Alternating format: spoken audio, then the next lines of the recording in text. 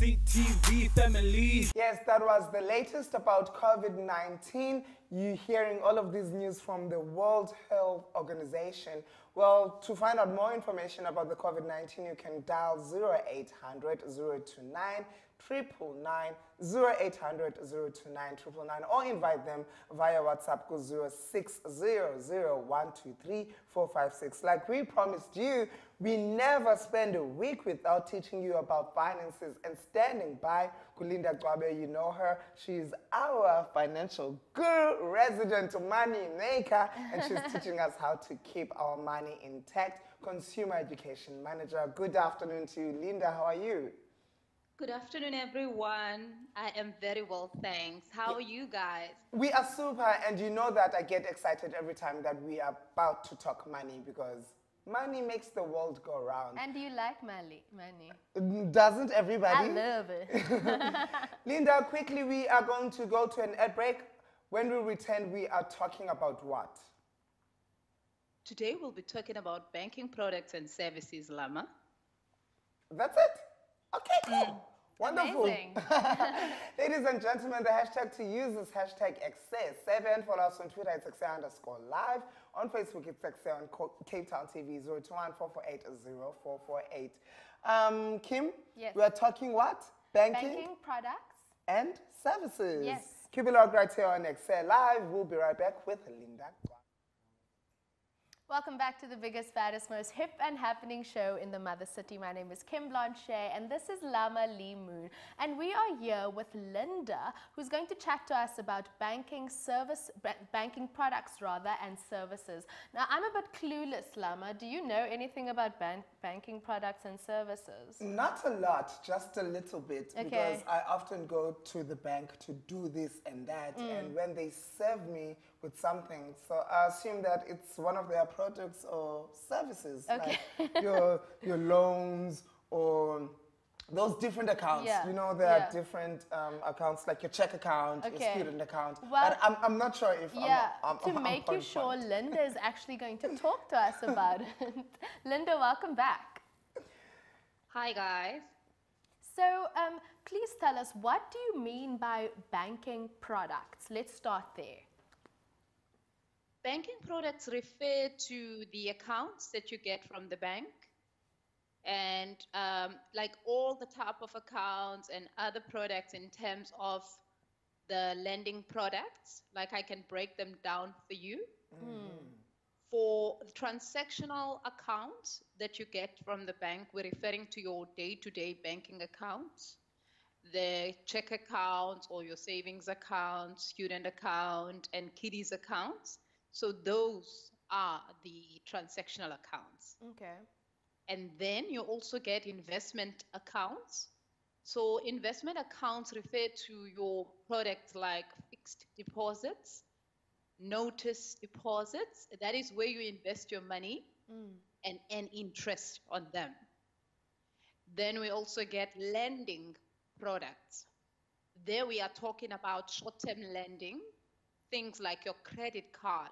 It's like a loan, and you pay back the money with interest when you pay it. So for short term, we look at credit cards. We look at overdraft facility. Overdraft facility is what you get when you have a current account, meaning a check account, basically. Then there's also a personal loan that you can apply for. Personal loan, you apply for it. Affordability is tested and checked. Meaning, if your credit record looks good, you may end up getting a favorable interest rate to pay the loan back. We also have longer-term lending products. Those ones refer to vehicle and asset finance. When you want to buy a car or when you want to buy equipment for your business, and then you ask for that loan from the bank.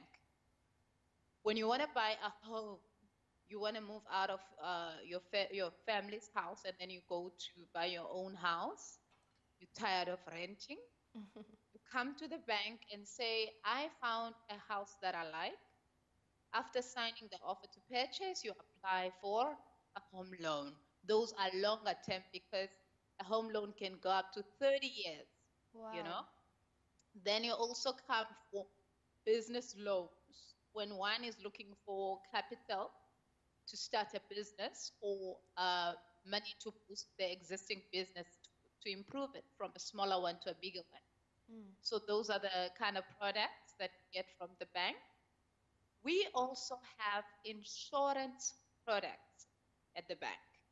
Short-term insurance, taking care of your assets, like when you insure your valuables. And we also have life cover.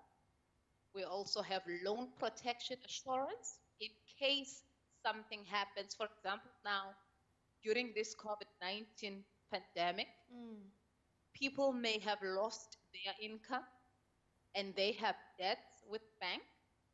If they took out loan protection assurance, it may protect them from having to pay during this time when they don't have income. So those are the products that we have at the bank. Linda, you just touched on e-accounts that there are plenty of them, zininzi ziyabaleka.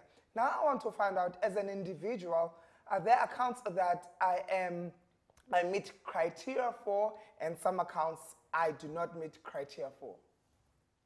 Thank you for that good question.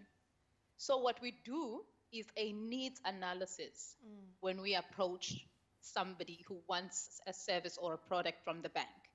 And needs analysis determines what would suit your banking need, because it's important that people get what they need instead of us pushing what we want to sell, because it's not a sale, it is a service. It's something that a person needs to better their lives.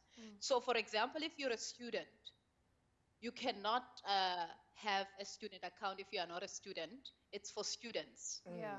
And there's benefits that are suitable for students in that student account.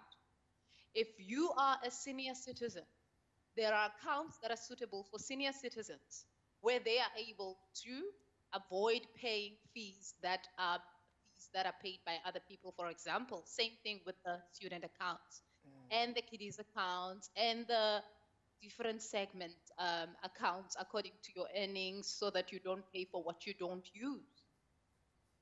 So I would like to ask you, Linda, if we know that in South Africa, a lot of people actually can't afford to go to tertiary education and actually take part in that thing, which is actually super important for multiple people to really build their lives and take their lives to the next level. So if you can't support yourself, you go to a bank, you make a loan for a student loan. And then we also know in our country that after you complete your tertiary education, it's also extremely hard to get a job. What happens if you do have a student loan and you don't have a job after you complete your tertiary education, and you need that money to be paid back to the bank? How does that process work? Wow. Communication is key. It is very important that when people enter into any loan agreement, they understand the terms and conditions so that they don't find themselves in a messy situation. Yeah.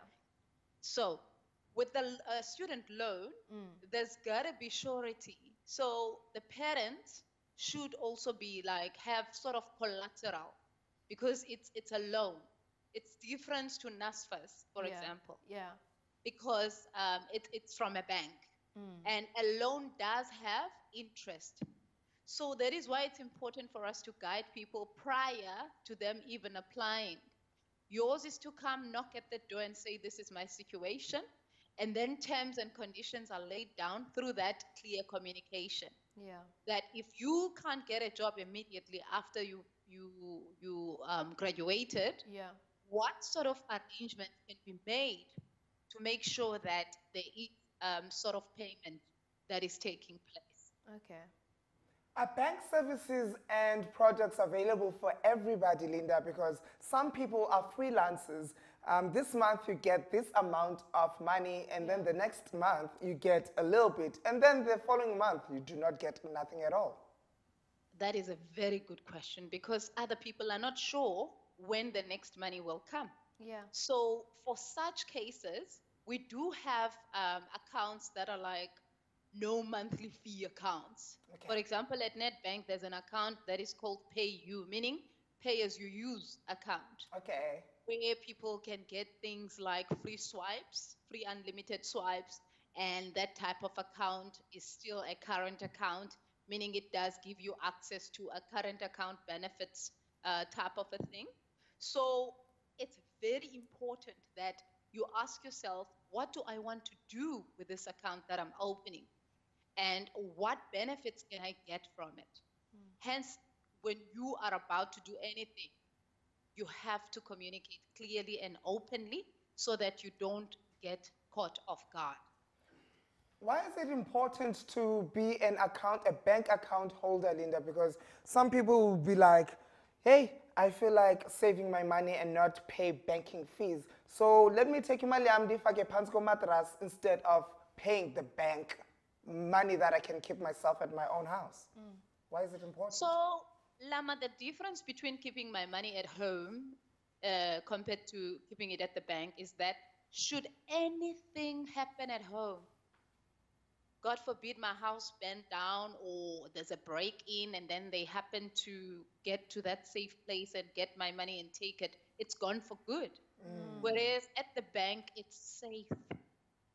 Even if the building can burn down at the bank, I will still get my money because that money is insured. Yes.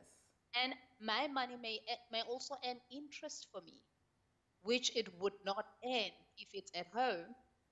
And bank account may also help me track my spending, meaning it will go according to my budget. I will know what I used it for. When I come to apply for a loan, they will ask me for bank statements. They want to see and prove affordability. So if my money, my hard-earned money, is showing on my bank statements as income, they will see, instead of me saying, yeah, no, I do have so much thousand home, you know? So Yeah. it's on the positive Yeah. if I have a bank account. So, Linda, if you are a young person, a young entrepreneur who wants to start a business and you want to make a business loan, what is the criteria for that compared to the criteria if you are a business owner already and you want to take your business to the next level, to expand your business? What are the two? How is that different? There are differences in that established businesses are different to startup businesses. And even the criteria that people have to meet is totally different. Yeah. In that, when you apply for a business loan, you do need to have a business plan that speaks for you. You also need to see the viability, because as banks take it as if it was your business, right? If someone comes to you to ask for your goods on credit, you also need to get comfort in that I see that this vision is viable, it's feasible. There is commercial initiative that can actually bring money in here. Even the risk has been calculated. Okay. Research has been done. So all those kind of things must show on your business plan. Okay. Then when you go to the bank to ask for money, then it has to speak for you.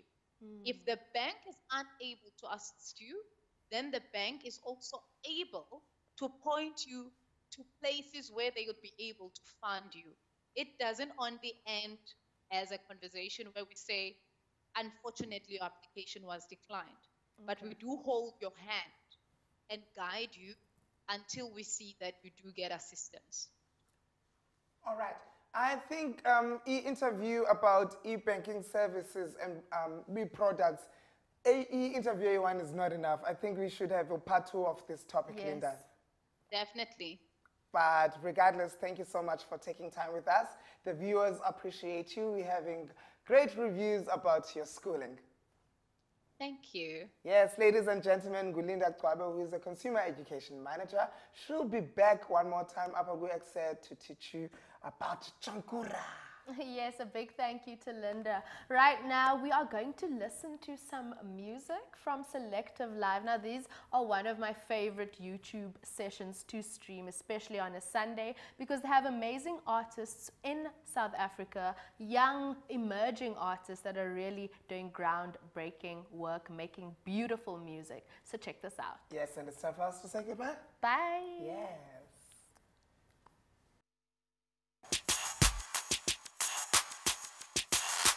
CTV family.